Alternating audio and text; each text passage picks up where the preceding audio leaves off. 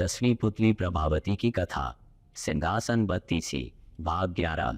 10वें दिन फिर राजा भोज उस दिव्य सिंहासन पर बैठने के लिए उद्यत हुए, लेकिन पिछले दिनों की तरह इस बार 10वीं पुतली प्रभावती जागृत हो गई और बोली, रुको राजन, क्या तुम स्वयं को विक्रमादित्य के समान समझने लगे हो?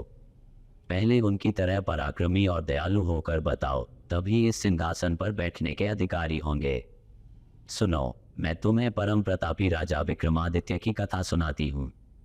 एक बार राजा विक्रमादित्य शिकार खेलते खेलते अपने सैनिकों की टोली से काफी आगे निकलकर जंगल में भटक गए। उन्होंने इधर उधर काफी खोजा, पर उनके सैनिक उन्हें नजर नहीं आए। उसी समय उन्होंने देखा कि एक सुदर्शन युवक एक पेड़ पर चढ़ा और एक शाखा से उसने एक रस्सी बांधी।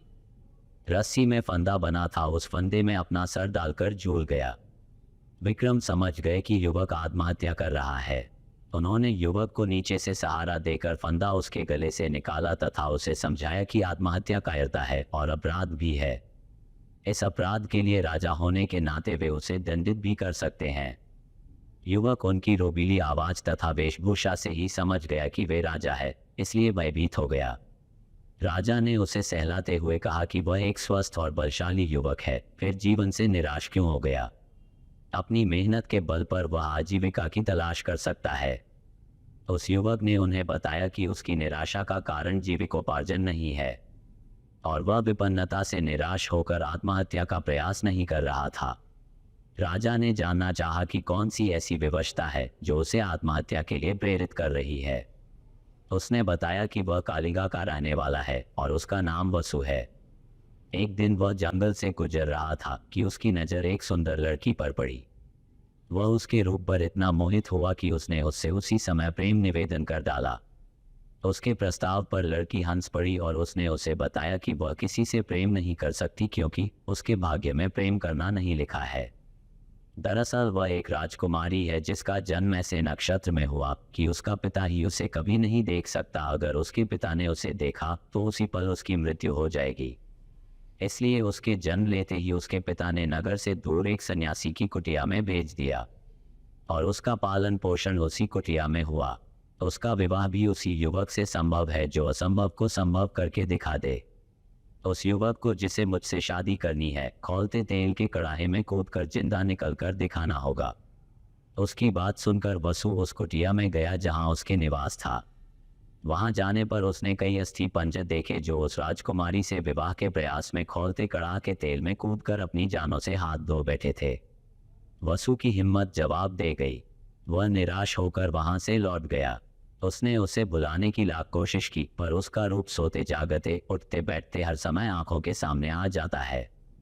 उसकी नींद उड़ गई। उसे खाना पीना नहीं अच्छा लगता। अब आत्महत्या कर लेने के सिवा उसके पास कोई चारा नहीं बचा। विक्रम ने उसे समझाना चाहा कि उस राजकुमारी को पाना सचमुच असंभव है, इसलिए वह उसे भूलकर किसी और को जीवन संगिनी बना ले, लेकिन युवक नहीं माना। उसने कहा कि विक्रम ने उसे व्यर्थ ही बचाया। उन्होंने उसे मर जाने दिया होता तो अच्छा होता।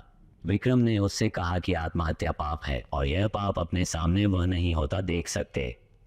उन्होंने उसे वचन दिया कि वे राजकुमारी से उसका विवाह कराने का हर संभव प्रयास करेंगे। फिर उन्होंने माँ काली द्वारा दिए दोनों बेतालों का स्मरण किया। दोनों बेताल पलक झपकते ही उपस्थित हुए तथा कुछ ही देर में उन दोनों को लेकर उस कुटिया में आए जहाँ राजकुमारी रहती थी। वह बस कहने को कुटिया थी। राजकुमारी की सारी सुविधाओं का ख्याल रखा गया था। नौकर चाकर थे। राजकुमारी का मन लगाने के लिए सखी सहेलियां थीं। तपस्वी से मिलकर विक्रमादित्य ने वसु के लिए राजकुमारी का हाथ मांगा। तपस्वी ने राजा विक्रमादित्य का परिचय पाकर कहा कि अपने प्राण वह राजा को सरलता से अर्पित कर सकता है, पर राजकुमारी का हाथ उसी युवक को देगा जो खौलते तेल से सकुशल निकल आए। बस ये शर्त पूरी होनी चाहिए। राजा विक्रम ने उसे बताया कि वे खुद ही इस युवक के स्थान पर कड़ाह में कूदने को तैयार हैं, तो तपस्वी का मुंह विस्मय से खुला रह गया। तभी राजकुमारी अपनी सहेलियों के साथ वहां आई। वह सचमुच अप्सराओं से भी ज्यादा सुंदर थी। खैर, विक्रम ने तपस्वी से कहकर कड़ाह भर तेल की व्यवस्था करवाई। जब तेल एकदम खौलने लगा तो माँ काली को स्मरण कर विक्रम तेल में कूद गए। खौलते तेल में कूदते ही उनके प्राण निकल गए और शरीर भुनकर काला हो गया। माँ काली अपने भक्त को इस तरह कैसे मरने देती। उन्होंने बेतालों को विक्रम को जीवित करने की आज्ञा दी। बेतालों ने अमृत की बूंदें उनके मुंह में डालकर उन्हें जिंदा कर दिया। जीवित होते ही उन्होंने वसु के लिए राजकुमारी का हाथ मांगा। राजकुमारी के पिता को खबर भेज दी गई और दोनों का विवाह धूमधाम से संपन्न हुआ। इतना कहकर प्रभावती खामोश हो गई। राजा भोज समझ गए कि विक्रम के इस अतुलनीय त्याग का उनके पास कोई जवाब नहीं है और लौट गए अपने कक्ष की तरफ। अगले दिन 11वीं पुत्री त्रिलोचना ने रोका राजा को और सुनाई विक्रमादित्य की सुंदर व रोचक कथा। ऐसी ही और भी मज़ेदार कहानियों के लिए कृपया हमारे चैनल को सब्सक्राइब करें। आपको ये वीडियो पसंद आया हो तो लाइक कीजिए और शेयर